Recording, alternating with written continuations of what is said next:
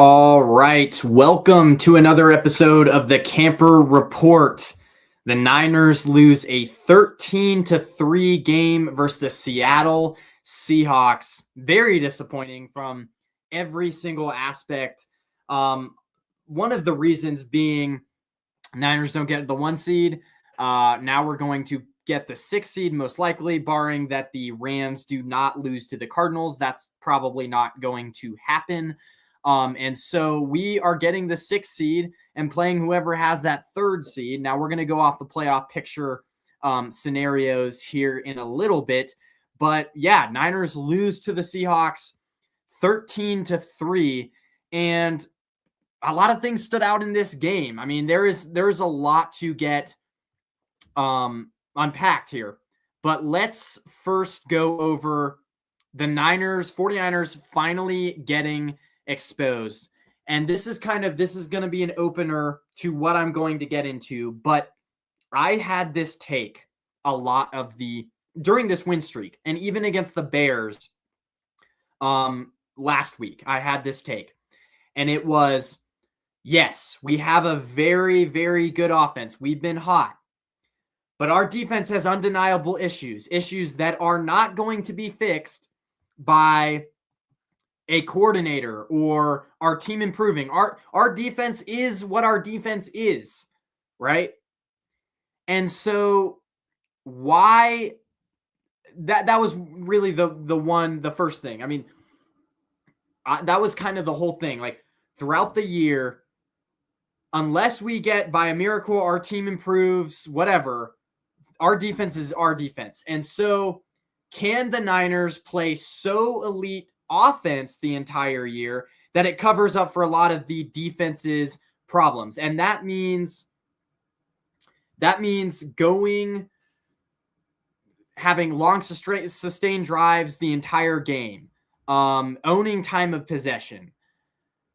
The Niners didn't do any of that tonight. And I have some stats for you guys, obviously team stats. The Seahawks 37-48. Well, in the first half, they were 19 minutes time of possession to the Niners 10, give or take. And then in the second half, or throughout the whole game, 37 minutes of possession, the Niners 22. And we saw throughout this game, there were a lot of bend, don't break type of drives in this entire game. The Niners, I mean, I don't even think, and my brain is, everywhere right now because there are a lot of things to unpack, but I don't even think the Niners defense necessarily played off brand. I mean, coming into this game, I knew that the Jackson Smith and Njigba was going to get his, right? I knew that. Now, the one surprise was in the first half, the Seahawks came out rushing the ball really well. They averaged 6.7 yards per carry. The Niners ran the ball really well as well, but the thing is every single time they had like 4.5 yards per carry in the first half.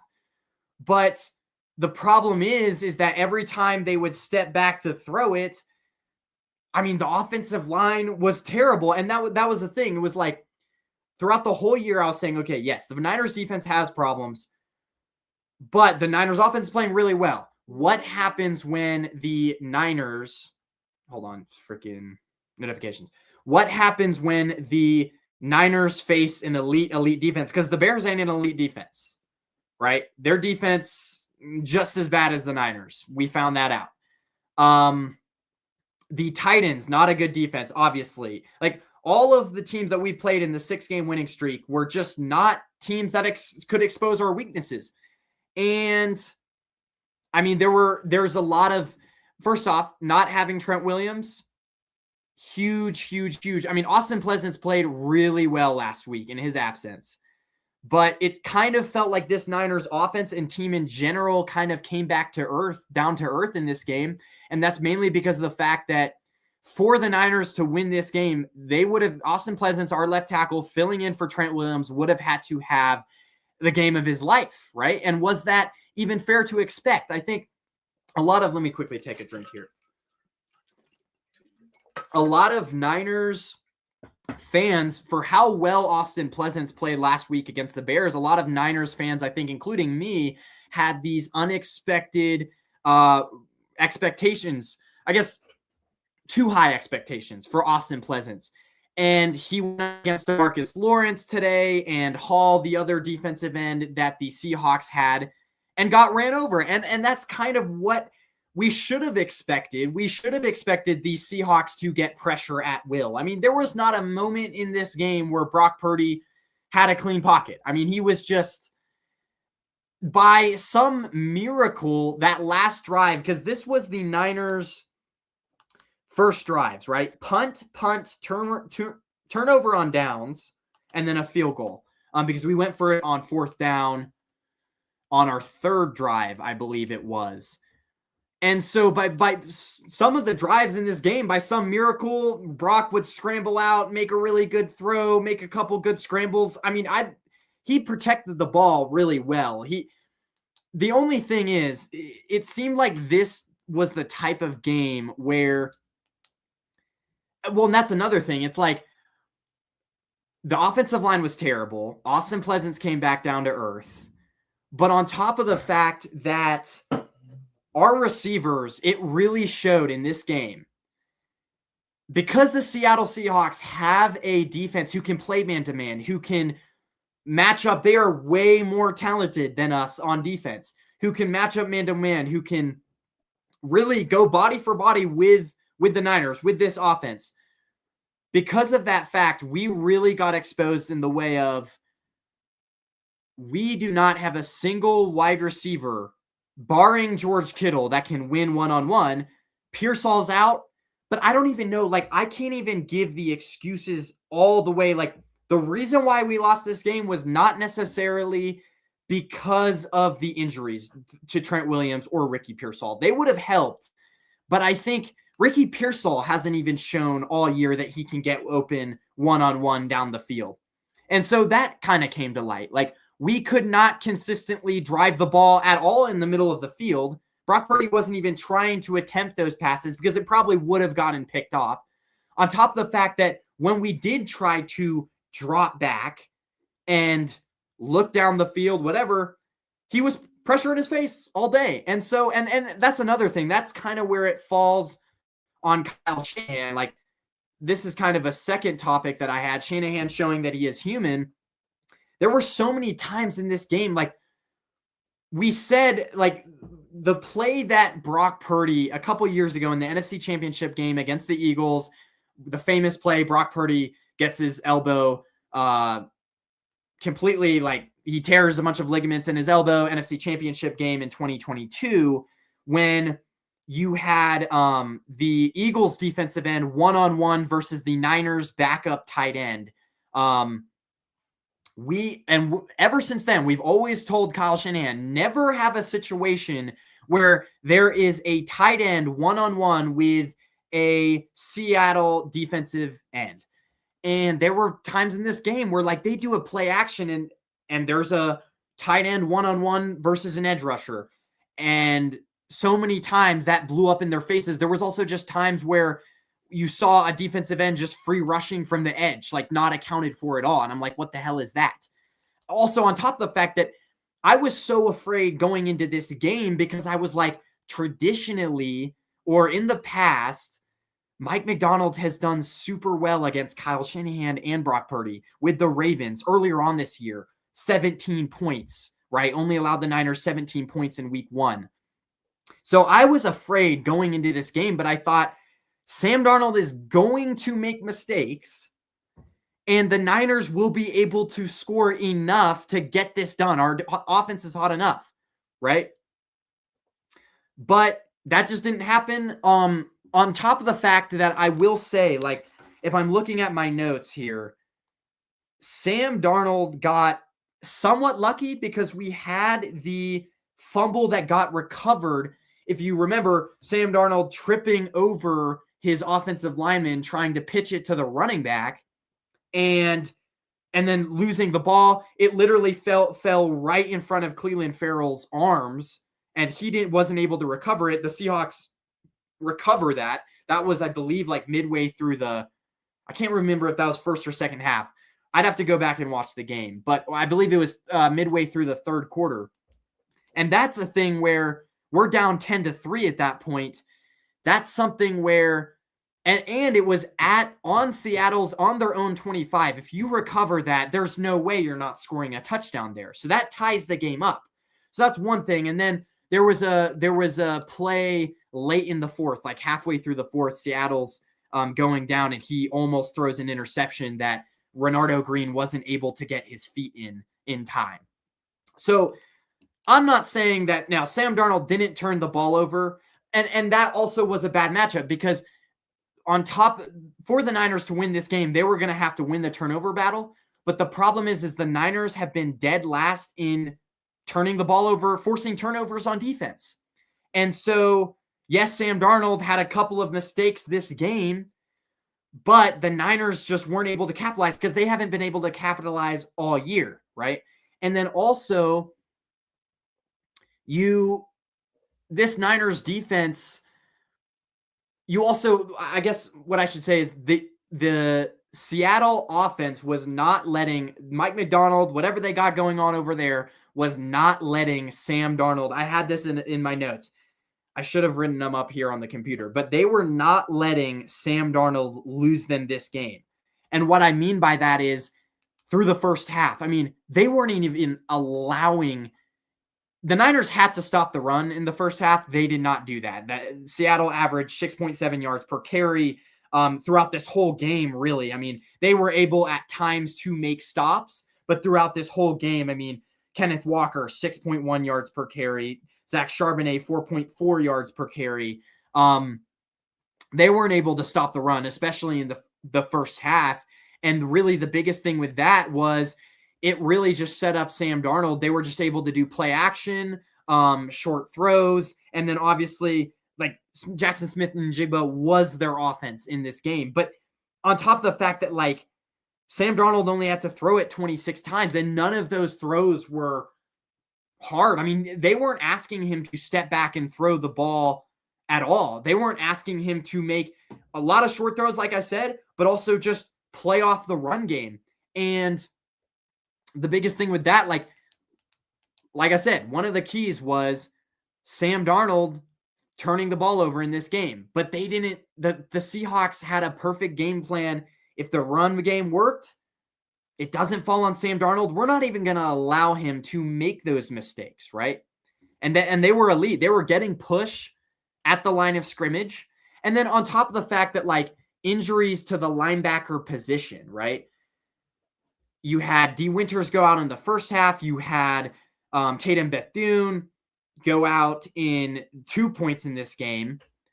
And then, I mean, who else after D. Winters? If you lose D. Winters and Bethune, it's been something like, I don't know if the linebacker position for the Niners this year is cursed, but the entire year, I mean, we've lost now Curtis Robinson, Fred Warner, Bethune, Gifford, I believe, went out. D. Winters, that's 5 linebackers.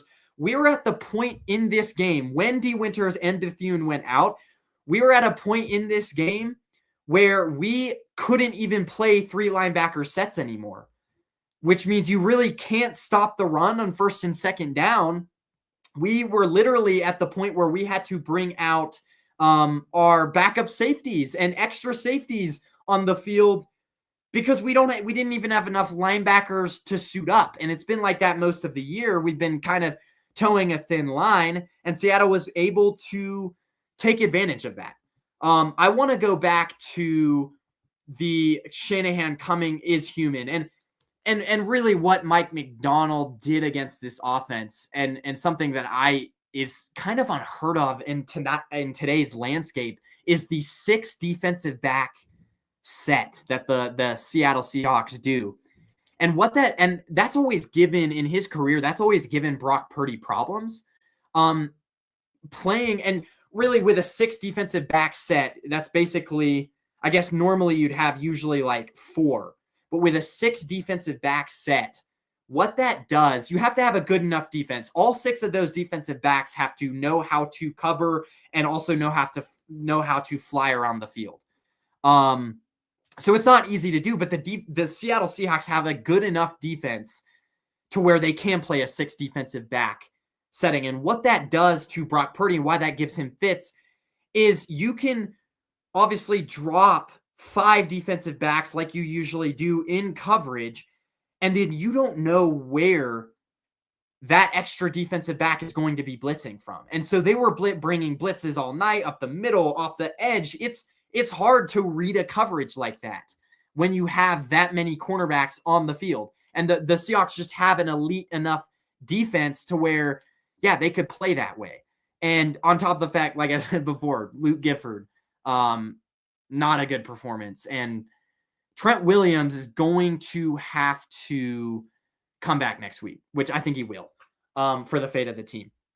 But on top of the fact, I wanted to quickly get back to kind of a point that Joe Buck and Troy Aikman were bringing up, and this is kind of going off just kind of the psychological side of this Niners team now. Losing this game the way you did, how do you rebound from that? And they're going to have to play now a week from now. I don't know if it's going to be a Saturday or Sunday game, but they're going to have to play a week from now. And so, yeah, you're going to have to emotionally recover from this loss as well as physically. And don't keep in mind, Bethune and D. Winters are now. So going into you're going to be limping into next week. Hopefully you get Pearsall back. Hopefully you get Williams back. But you're literally going to have linebackers. You're not going to have 3 linebackers to play on the roster. It's going to be Eric Kendricks and who else? Because I think Luke Gifford went out in this game as well. So I don't even know. Now, best case, actually, let's get to the playoff picture later and answer a couple of questions we have here. How was your day, man? What a game, a grid, and a tough game. And I'll quickly get into, the Niners still could have won this game. That's what's crazy about it. Despite the loss to any 49ers players get a game ball, those who played well and gave their all. I will say, Upton Stout, I saw him flying around and making some really good plays. He played really well. I mean, it's hard to say, him because the whole defense. But again, the defense was very bend, don't break. It's not the defense I expected. They played better than what I expected them. Now, to be fair, the Seattle kicker missed 2 kicks. So that's already 19 points. That's 13 to 19 points that they could have scored. But if you say this Niners defense holds the Seahawks to under 20 points, I'm like, shit, we could really win this game, you know? Another one would be, I don't know. That is really hard to, I will say Mustafa had some really nice plays. He was flying around, like I said, Upton Stout. They were pretty good in the run game in the second half. They definitely made adjustments that way. Alfred Collins made some really nice plays at the end there. So there were a couple guys and that's where I was telling my brother, it's this loss was more on Shanahan than the defense. What did you expect Robert Saleh to do exactly? Let's see here. Any other? I'm trying to think what else I could talk about the offense because really, and that's the thing. It's the Seahawks, they didn't even really need to be lighting up the scoreboard. Their defense was so dominant tonight to where they could drive the ball down. They didn't even need to get points, but because they were just chewing up, there was a stat earlier in the first drive where the first drive they went for it and then it was a turnover on downs. And there was a stat, they took 6 minutes on that drive, the longest time on a drive to take without scoring. They set the record for the longest time sustained drive, time-wise, and then not scoring. They set a record for that. So, yeah, I don't even know. There were Jackson Smith, like I said, Njigba was going to get his.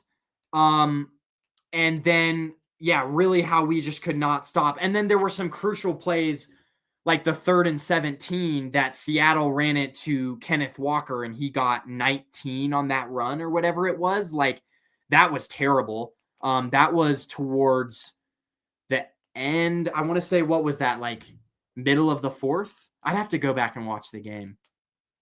But that was a really big play. I remember we're thinking, okay, it's still, was it 10-3, and then they have that 3rd and 17, and you're thinking, oh, it was right after. Well, and that's another thing. Like Niners, it's 13-3, and the Niners are driving down the field. We get the ball all the way to like the 7-yard line, and then the interception that bounces off McCaffrey's, that was a huge play.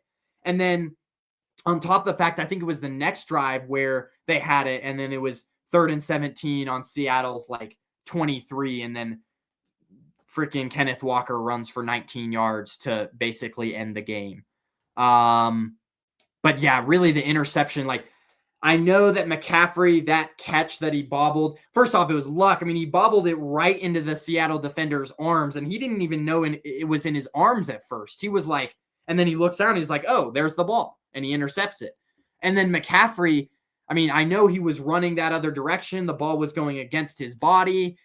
But, I mean, man, that was an uncharacteristic play by McCaffrey, because he didn't even, I mean, you never see him drop that kind of ball. And it was tipped at the line of scrimmage as well. So, and then, I mean, really, yeah, the Niners showing on offense really that they were really trying not to play an aggressive style of football at all, and really trying to win that turnover battle. But on top of the fact, Niners can't take the ball away on defense. And so you can try to win the turnover battle by being very conservative on offense. But if the defense is letting these long, sustained drives go, and that's another thing. It's like, I wrote in my notes, like, if I wish Shala would have been a little bit more aggressive in this game.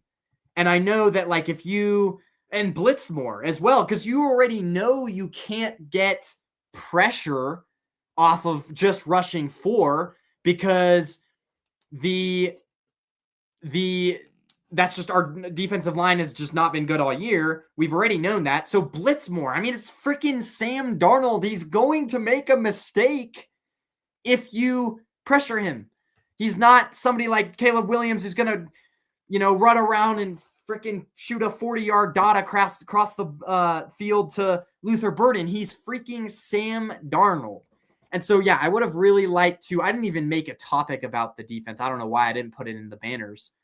Hold on. Let me put this in the banners, because I do have something to say to Robert Saleh really quick.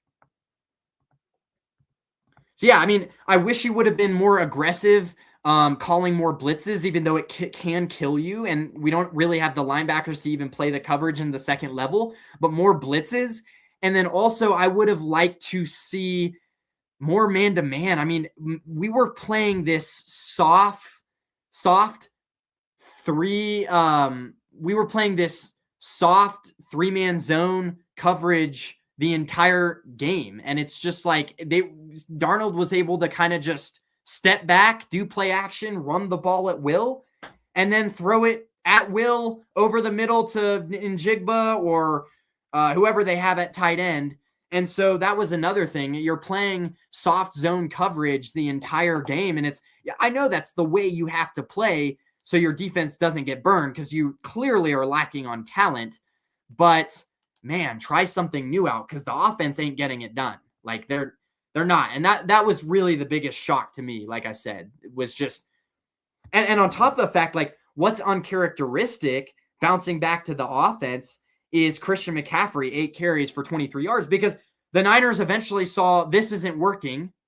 And on top of the fact that because the Seattle Seahawks owned the time of possession so much, we only ran the ball 10 times and we only passed the ball 27 times. Like, it was truly the type of game where, I mean, we just, like I said, first half, punt, turnover on downs, and a field goal. And we weren't even out of the game, but I literally said in the second quarter, when we were just in a lull all night on offense, I said this game is over. And the reason being is, like, the Niners aren't going to make adjustments on offense. The defense was just clearly, for the Seattle, was just clearly shutting us down. And that's because we just don't have a guy who can win man to man. the Niners aren't going to magically in the second half going to improve on offense and running the ball and whatever. And so I was like, okay, we need to get a takeaway. But that's not likely going to happen. And then the Niners linebackers aren't going to magically heal themselves. So I kind of almost knew this game was over from this second quarter, but it is like, I'm going to read out some more of these comments and then get to the playoff picture, because there are some things, like there's a good chance the Niners face the Seattle Seahawks if they can get past the first round, which that's an if, because like I said, emotionally, I don't know how they come back from this, but if they can get past the first round, you might play a Seattle Seahawks. And honestly, I think we still could have won the game. That's what's crazy. We were dominated on every single phase, but we still could have won this game because of the fact that, Darnold almost had a game-costing turnover that bounced right into the Cleveland Farrell's arms, and then he didn't end up recovering it, and that was on the Seattle 25, and we would have had a short field if we would have recovered that botched snap or whatever it was. And I mean, Darnold, don't get me wrong, Darnold made some throws when he needed to, but they were keeping him under bubble wrap. They were not trying to lose that game because of Darnold. But like I said, I would have played so much more aggressive defense. I don't care if our defense is terrible.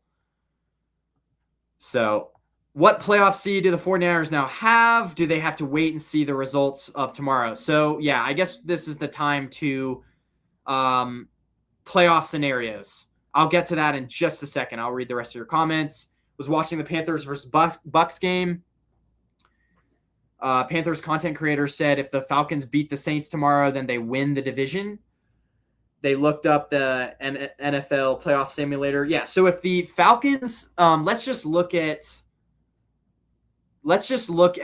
the, I mean, I can show you guys the playoff simulator, but basically if the Falcons beat the Saints tomorrow, the Panthers win the division. If the Saints beat the Falcons tomorrow, the Bucks win the division. So I don't even know. I think it has to do something with conference record. I don't even know, or strength of schedule. It's strength of schedule is what it is. So that's that. Now, the Niners are most likely going to get the 6th seed unless the Rams, by some miracle, lose to the Cardinals tomorrow, which I don't think is happening. So most likely, and then there's the thing with the 2 and 3 seed. And this is important. So if the Eagles beat the Commanders tomorrow, now they're resting Jalen Hurts. But if the Eagles beat the Commanders tomorrow, even with Tanner McKee, the Commanders have Josh Johnson at quarterback. So even with the Eagles, with Tanner McKee, I think they still are going to beat the Commanders. And the Bears lose to the Lions, right? The Eagles get the 2nd seed. So Eagles win, Bears lose. The Eagles will get the 2nd seed and will be hosting the Packers in Philly, obviously. And then if the Bears win tomorrow, Eagles win, whatever, then the Bears will get the 2nd seed, Eagles will get the 3rd seed, and they'll be hosting the Niners in Philly. Now, I've gone back and forth because I would much rather play the Bears. But the going to Chicago in January means you're most likely going to have to play a Bears team in like 10-degree weather. So do you want to play a Philly team who has a defense who, here's one thing. I don't think the Philly defense is going to do as well as the Seattle defense did against Brock Purdy tonight. And there is a reason behind that. I think the way the Seattle Seahawks play a 6 defensive back set a lot of times against Brock Purdy really gives them fits. The Eagles don't play that. The Eagles, a lot more traditional. And I don't know. I think the way the Eagles, I'd have to look into that matchup. I'll probably do a live sometime this week. Although I am going back to college, flying back. So it'll be an interesting week. But the Eagles playing the Niners, I think we match up. Like, they don't have a good offense. That's already out there. But obviously going to Philly, that's a tough game. Even if you have Trent Williams back, even if you have Pearsall back, that's a tough game because it's going to be cold. The fans, obviously, you have to travel. blah, blah, blah. And then, yes, the Eagles defense isn't that, or offense isn't that good, but their defense has playmakers all across the board, just like the Seahawks. They don't play the same way the Seahawks do, but I just, at this point, as after seeing this game, I'm like, if the Eagles score 17 points, do they get it done against this Niners team? I don't know. I don't know. So, but coaching wise, and that's the thing, like, doesn't it feel like the Niners tonight got out coached on every single phase? Coaching wise, the Niners would have the edge over the Eagles, and that's not a question to me. Like, who's the Eagles offensive coordinator? I don't even know, but I've heard from my brothers that he's terrible, and he is terrible. And then obviously, Shanahan versus Sirianni is big difference. So I don't know. I would still much rather play the Bears, but would you rather go to Chicago or Philly? Both are bad, but Chicago's probably just gonna like freeze. Would freeze you. So that's kind of the playoff picture scenario. Niners are pretty much locked into that 6th seed and playing whoever is the 3rd seed. Said that the team they might play first would be the 49ers, and I think this was with the 49ers lost to Seattle. No, the team that the Panthers would play first would be the Rams. So, what concerns you most about – I hate how the comments cover my head. What concerns you most about the 49ers right now? Injuries, teams figuring out the 49ers offense. Teams figuring out the 49ers offense, teams figuring out the 49ers defense. I mean, the defense has been bad all year. Like I said earlier in the show, that I kind of knew like all year, if we face an elite defense, what is it going to look like? That was the biggest question mark for me. And we saw what it looked like tonight. What our offense will, like, I was like, our defense is going to give up yards, points, blah, blah, blah. But is our offense still going to be elite and cover up the defense's flaws when we face a good defense? And we saw what that was tonight. I think my biggest concern, this is really tripping me out. I can't even see much in my head. I think my biggest concern would probably be the linebacker position, especially if we don't have D. Winters or Bethune, which they both went out. Bethune went out, came back, then went out again, never came back. So linebacker position, because, I mean, I don't even know if we're going to be able to put out 3 linebackers on the field, let alone 2. So then we're going to have to bring out extra safeties. And then that poses a whole problem in and of itself. Our run game is just going to probably get a lot worse, because say what you will about D. Winters and Bethune, but they're both good against the run. They both get lost in coverage, but they fly around against the run. They're very talented. And now without them, like, the one strength of the offense is we can stop the run sometimes. We can't stop the pass. We don't have a pass rush, but we can stop the run sometimes. But here's the thing, and I'm not done talking about the playoff picture scenario. So if the Niners get the win against Seattle or the Bears in that first round matchup, you go to the second round. And let's say we play Philly. Like, most likely we play Philly. The Bears beat the Packers. If the Bears beat the Packers in that first round, then we are going to go to Seattle again. And so I'm confident. Like, I'm confident next time we play Seattle, we can beat them. Because number one, Trent Williams, if he comes back and stays healthy in this next game, and then is healthy if we play potentially the Seattle Seahawks, I mean, I trust. There were a lot of times this game, and especially like at the end there when Brock Purdy took that hit that I thought he was out for the game. I mean, he got hit by Hall, the defensive end, and then he got hit by Lawrence. He kind of got sandwiched between 2 guys. It was one of like the last plays of the 49ers, on the last 49ers drive. And I was like, oh God, because he took a shot. But anyway, that play, along with many others, I mean, Pleasance got beat around the edge with speed. And that's really what we saw a lot tonight, is like, he's just not a guy who can cover speed rushers around the edge because he just doesn't have the quick first step to get to the edge. And then he just doesn't have, I don't know, like if he beats you, if he gets to that edge, then he gets blown back off the ball. He gets blown back because he just doesn't have the strength to sustain that. And so, and to sustain a defensive end's punches, I guess you would say. So, I mean, if we get Trent Williams back, that obviously improves how we play this Seattle defense. And on top of the fact that, like, there were opportunities in this game. Like, it was 13-10, like I said, and then we drive down, and we're about to score a touchdown, and then an uncharacteristic ball bounces off of Christian McCaffrey's hands. And if we score on that drive, it's 13-10, and we had been stopping Darnold and the Seahawks. I think we played decent. We made decent adjustments in that second half on defense. Like I said earlier, I don't know if this game was really completely on Shanahan or so on Saleh. It was on Shanahan. It really was. Because if you would have told me the Niners are going to come in and would hold the Seahawks to under 20 points, I'm like, shit. I mean, our defense did well. I was expecting them to really give up a lot of points because that's what they've been doing all year. So, I would say if we face the Seahawks in the second round, don't count us out. Is another thing.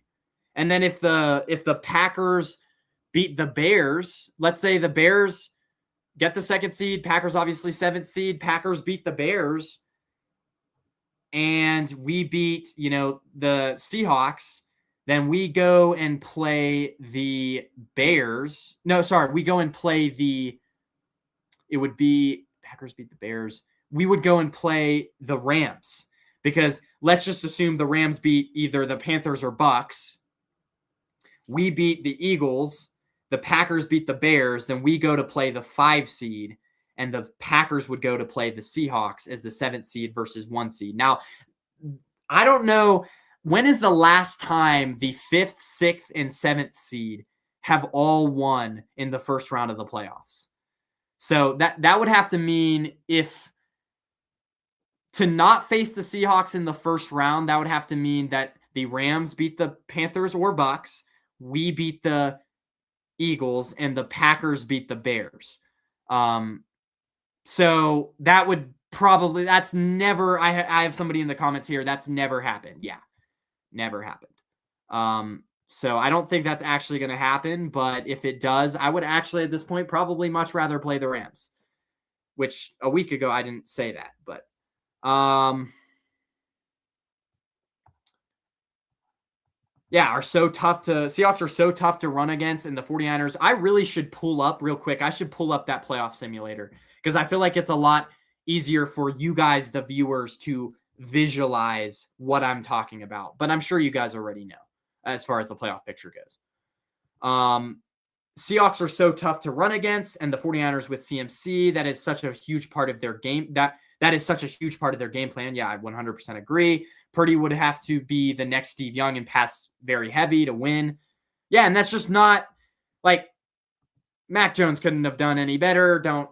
He had some nice plays, some nice scrambles in this game, but at the same time, like, there was just pressure and blitzes coming from everywhere. I truly don't believe this was Purdy. And even when he did have time, because there were times in this game where he did, we didn't have guys who were winning one-on-one over the middle, nowhere. That's why we need Pearsall. And earlier this year, I said that was the main concern. It's like, okay, we have Pearsall who can kind of win a one-on-one, but we really don't have a guy who can win one-on-one consistently down the field, over the middle. And that was made evident against a Panthers defense who kind of exposed us in that first half when Purdy threw 3 picks. And I said, we just don't have a guy who can get open consistently. And then we go on this huge winning streak to where, hey, maybe we do now have guys. But, Demarcus Robinson ain't getting it done for us. Kendrick Bourne, love the guy, but he's not getting it done. He doesn't have the speed. Juwan Jennings, big body, doesn't have the speed. George Kittle's good, but again, that's not a guy. I mean, that's one guy. That's one guy on the offense that can get open one-on-one. So that was throughout the whole season a thing that had really been a problem and has been really a problem with our offense.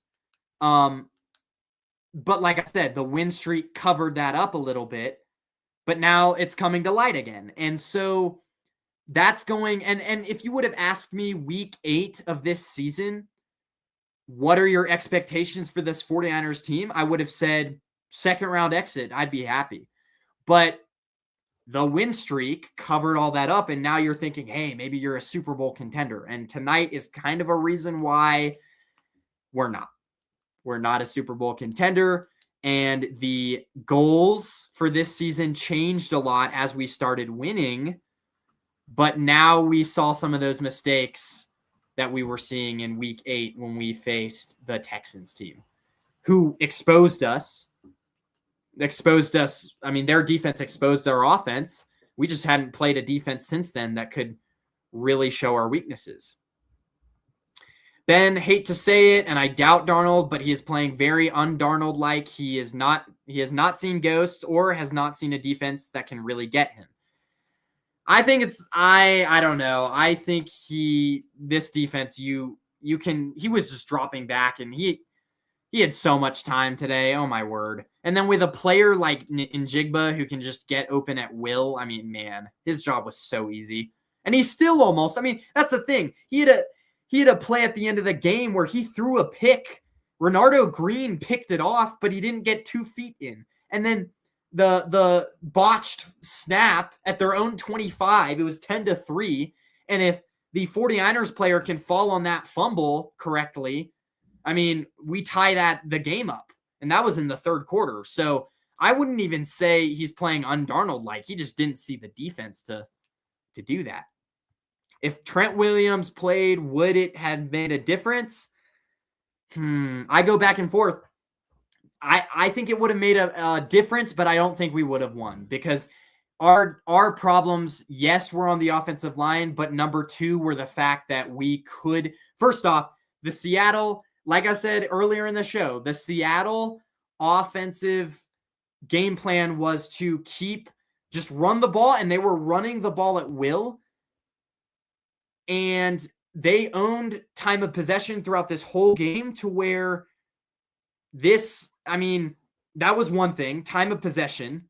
You just didn't have the time to the Seattle defense or the Seattle offense was just keeping the Niners offense off the field.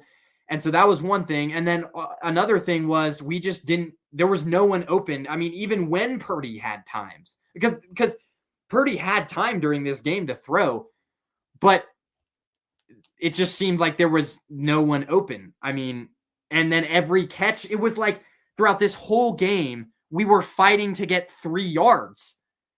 Like, that's how bad it was, even when he had time. So, yes, it would have made a difference, but would have we won? I don't think so. But having Pearsall, I think, is really going to be important. Does this mean for the 2026 season, will the Hawks play more primetime games? Oh, yeah, I mean, 100%. I think you guys are a real Super Bowl contender. I mean, that defense, McDonald is a defensive mastermind. I mean, man, he can... even the packages, he has such a dominant defense that he can play 6 cornerbacks on the field because all of them can fly around, all of them can cover, all of them can stop the run. It's just, yeah, this defense, with a defense like that, the Seahawks are Super Bowl contenders. I think they'd be my front runner to go to the Super Bowl right now and then potentially even win it, which would be crazy. With Sam Darnold. What a story that would be. If we're talking about the Niners with all the injuries, if they make the Super Bowl, which is unlikely now, that would be a story. I mean, the Seattle Seahawks, if they make the Super Bowl with freaking Sam Darnold, who would have thought? That seems to be part of Seattle's game plan. They can air it out if they need to, like versus the Rams, and then they can grind it out and keep the score low too. Yeah, I mean, I think our defense adjusted well in the second half, but we still were letting them just drive the ball down. And then the kicker missed a few kicks. We stopped him a couple times in the red zone, but it doesn't mean the Seahawks were freaking taking 5 minutes off the clock each drive. And then on top of the fact they had that big 3rd down and 17 conversion late in that game that kind of just completely ended the game. I think that was beginning of the 4th, midway through the 4th. Yep. The pass that turned into an INT. It got tipped at the line. Yeah. Yeah. So that's why it was behind him. But damn, it hit him right in the hands too. Not only would Purdy have to pass heavy, he would need more time from the O-line. I don't know how good the 49ers O-line is, but often here they are not top 10 to 15-ish. I mean, yeah, it's not a good O-line. We need a new center. We need a new left guard. Trent's getting older. And my greatest fear came true when he pulled his hamstring last week. If Trent Williams goes out, it's a terrible offensive line. Let's just be real. And the fact that he's 37 ensures the fact that he's going to miss a couple games per year. And he had stayed healthy throughout the whole year. He had missed a game up until this game. He had stayed healthy for 17 games. That in and of itself, or 16 games, that in and of itself is a miracle. Or 15. That in and of itself is a miracle that he stayed healthy for this long. So I can't say I'm not surprised that Trent Williams is out with an injury, but it's why we need to, and I'm going to get, I'm going to cover this in the offseason. We need to draft a successor to Trent Williams because the day is coming. And then we really just need a whole other left side of the offensive line. Because Burford had been playing well, but not this game.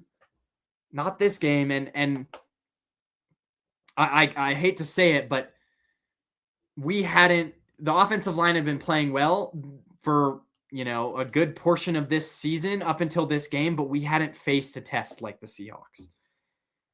And Purdy, if there's anything he showed you with the Bears and the Colts game, if he has time, my word, he can make magic happen, But that's if he has time, and he just didn't have time in this game. And then also, the receivers, that's going to have to be something where maybe we trade for somebody in the offseason. And it also just hurts you because with Pleasance out there today, there were a lot of times in this game where you just had to put a linebacker on that side and chip whoever the edge rusher was on that left side because Pleasance wasn't winning one-on-one tonight versus any of the Seattle Seahawks defensive ends. Lawrence, Hall, what's their first name? DeMarcus Lawrence, and then Hall, the guy from Auburn that they drafted a couple of years ago, who's a good edge rusher as well. Owosu, or is that his name? Hold on. Why am I not looking these guys up? Well, Eamon Worry had a really good game. He was all over, and that's really who McDonald likes to use for his blitz out of the slot. But Byron Murphy, obviously, there we go. Derek Hall, that's who I was thinking of. And then Uchenna Nwosu and DeMarcus Lawrence. Those were kind of the three guys that were terrorizing us. Is a has-been. That's, I don't know. He PFF graded him the 3rd best left tackle this year. He had been having a good season, but he's just so old. I go back to the fact of the Niners should have invested more in their offensive line. That's a tired topic because everyone knows that at this point, but I feel like because we had been winning so much, and the offense had been doing so well, we had kind of forgotten, oh, this offensive line still sucks. It's still not good. Like, it's like the 49ers are a Super Bowl contender, but they are missing the mark to get over the hump. Yeah? That's Grandizer. I notice while I answer questions, I don't really name out the person putting in the comment. I need to do that. So Paulu, thank you. We've had ESG8052, thank you. We've had Hawks Nation, welcome. I need to look you up because I want to do a show with you. And I've seen your stuff. Nation.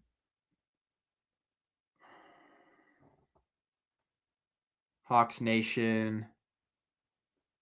Boom. 247. Because is that... I'll have to look you up because I'm not sure. I think you run a channel, correct? I don't know if you're still in here, but definitely I need to find a Seahawks content creator because I used to do one with a guy who's kind of blown up now, a Seahawks content creator who's kind of blown up now. And so it's kind of hard to get a hold of him. So if you guys know any Seahawks content creators, definitely reach out. I'm not trying to be, Grandizer says, I'm not trying to be insulting, but what do the 49ers need to do to win a Super Bowl? They're getting older. Can they build via the draft with a quick enough bounce back? Yeah, I mean, next year we had $100 million this year in dead cap. Next year we have a lot to spend. I mean, we're going to have like 50 million in cap. We're going to be able to at least go out and get one high level free agent if we so choose to. And so I'm hoping that guy is going to be another wide receiver. I've said AJ Brown. I would love for us to go out and trade for him. So that's one thing. They can build via the draft by potentially drafting a tackle who maybe his first year he starts off as a left guard, and then if Trent comes back for next year, once Trent retires, we bounce that left guard out to left tackle. Or maybe we just straight up, I mean, I'm looking at free agency and guys to trade for. There is not a left tackle that I'm like, oh, we should really go out and trade for him. You know? So we're going to have to address that position throughout the draft. So this is a big year for that. And then, so, I mean, next year, there are a lot of bright spots. Obviously, Bosa and Warner coming back. There are a lot of bright spots for next year. I think next year, if we're not, and we're probably not making the Super Bowl this year, but if we're not making the Super Bowl this year, next year, we have a ton of cap space, guys coming back from injuries. I think the future is bright. But this year, what can we do to win a Super Bowl? That's kind of the depressing part because on defense, we really don't have a way to get better. Like, that's just the reality of it. We really don't have a way to get better. Now, and then on top of the fact that we got worse tonight because D. Winters, that doesn't look good. Bethune potentially out for next week. And that's another thing. Though, if we would have won, you get that bye week. Now we don't have a bye week. Now we have to recover emotionally and physically from this loss. And yeah, I mean, we had guys more injuries, tonight, like I've laid out. And by the way, I want to actually, this is a great comment. Thank you, Paulu. The black uniforms are bad luck. Dude, I hated them.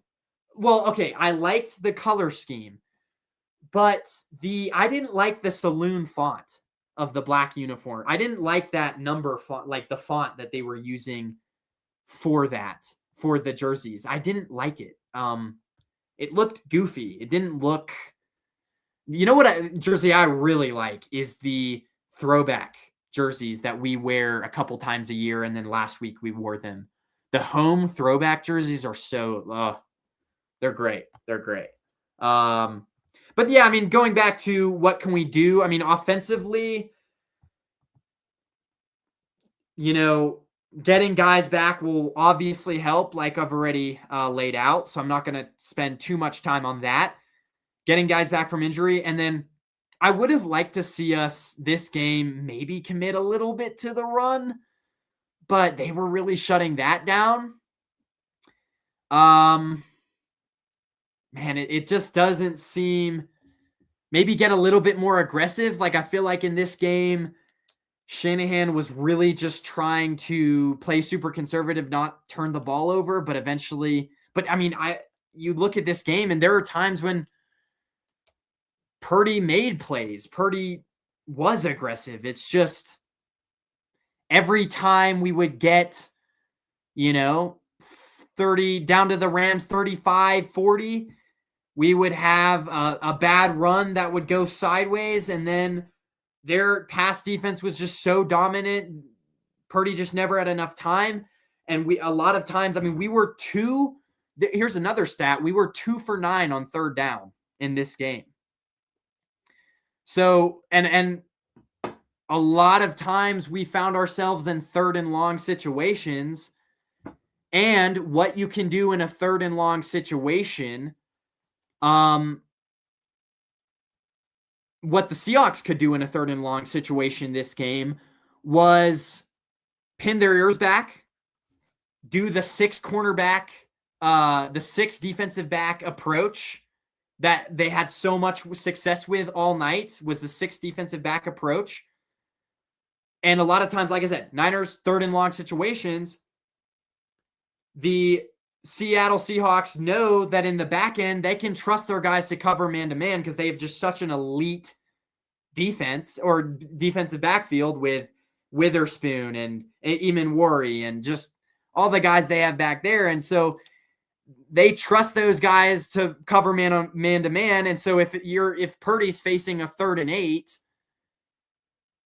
you can trust that they're going to bring some blitz that's going to confuse the hell out of the offense because it's going to be coming from, the slot or a cornerback out there, which is not a blitz you're normally going to see.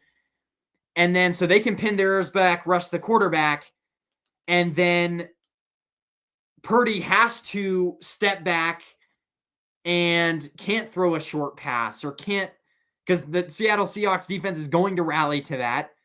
And so he actually has to step back and look down the field to where no one's open because no one was getting open because the Seattle Seahawks defensive backs are so elite. So it was just like that the entire game. And so, yeah, I mean, I think that's really what they did. That's really was the whole thing on offense tonight. And I don't even know if I laid that out at the beginning of the show. But that was really just the simple fact of what they were doing. Those third and long situations that we were just getting in a lot of times, 3rd and 7, 3rd and 6, 3rd and 8, like those true passing downs, But also, like, there were times in this game, that's another thing. It's like, I know I'm kind of rambling on, but I also didn't say this. When I addressed Kyle Shanahan earlier in the show, he was not aggressive. Like, there were times where we would be at our own, 45, and it was like a 4th and 1. And there was a couple times where we punted. And I'm just like, in a game where your offense isn't rolling and your defense needs help, yes, if you don't get that 4th and short, you're screwed. But here's the thing. We need a spark. Like, you need mentally to turn this thing around. And so, yes, it's a 4th and 1. But you need to go for it just because the game is just, your offense can get nothing done. Literally, all it takes is a tush push, and you'll probably get that first down. So that's another thing. It's like Shanahan just was not aggressive at all. Go Niners, F the Rams. Thank you, Bebop Jones. Definitely agree. It ain't over yet. Yeah.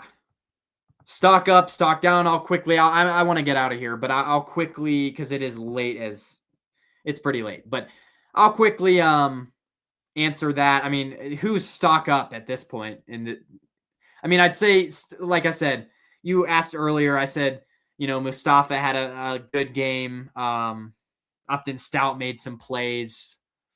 Stock down. Here's a stock down. I didn't say this earlier in the show. Lenore and Renardo Green. They were both talking shit before the game, and then you're just going to let Njigba just route you up. Although with a defensive line as bad as the Niners, I really feel for the Niners secondary because there's not a whole lot you can do because you're asked to cover for like 6 seconds every play, which is just not fair to them. So, all right, guys. We had some great viewers in here today. Great people in the chat, the comment section, which made this a lot more interesting. But yeah, Niners, it's not over. But now we're going to have to go on the road to most likely Philly, and if not them, Chicago. So I'm not looking forward to that. I would personally, I would rather we play Chicago. That's just me. Just because they don't have a defense that can stop anything. And that's really our kryptonite. But the second round, you're most likely, if you get past that first round, you're most likely playing the Seattle in the second round. So, man, we're probably going to see this team again. That's barring we get past the Philly, which that's going to be a tough game. That's a game where, yeah, they're not going to score 20 points because their freaking offensive coordinator couldn't coach he is a piece of work. I will say that. And you'll talk to Philly fans and they hate him. But, our offense, with how good Vic Fangio is and with how dominant their defense has been, you're talking about the Seattle Seahawks defensive line being good. The Eagles defensive line is just as dominant. With Jalen Carter and Jordan Davis in the middle, Jake Brendel is going to be doing a 360 spin every single time he snaps the ball because he's going to be getting knocked on his ass. Yeah. Pretender contenders. I like that. You want to play the Panthers first. Yeah, but the Rams would have to lose tomorrow against the Cardinals for us to get the 5th seed. And is that going to happen? I don't think so. So I would love for us to get the 5 seed and play the Panthers quick story, and if you guys are still wanting to quickly hear this, but quick story, I go to college, Wingate, North Carolina, which is like 30 minutes away from Charlotte. I'm flying back on Wednesday, so I'm going to be there for our playoff game. If the Panthers get that 4 seed and the Rams somehow lose to the Cardinals, not going to happen, then the Niners would get the 5 seed. They'd be on the road versus Carolina. And I live right next. I live like 30 minutes away from the stadium. And so I could potentially get some decently cheap tickets and go see that.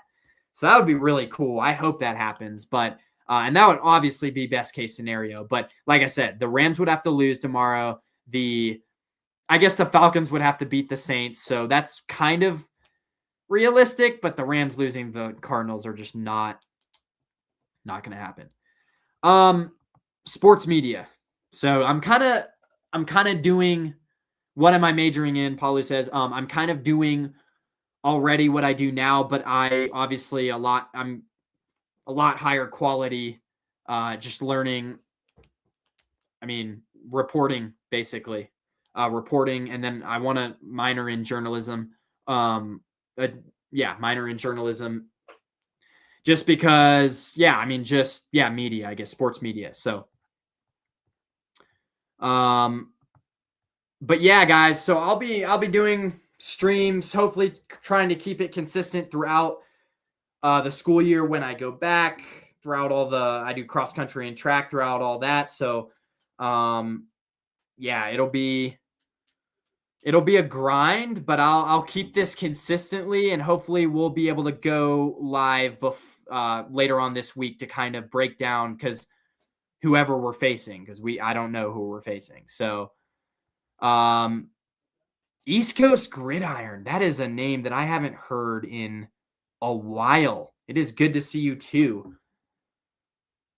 I'd like to do a show with you too. I look back throughout the years of my high school years, how many guests I had on.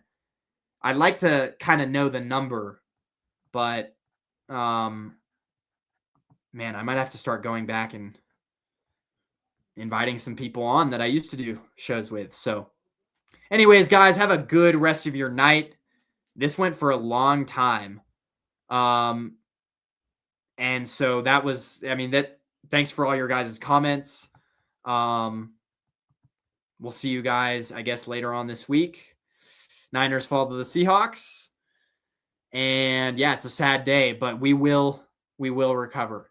Have a good one, guys.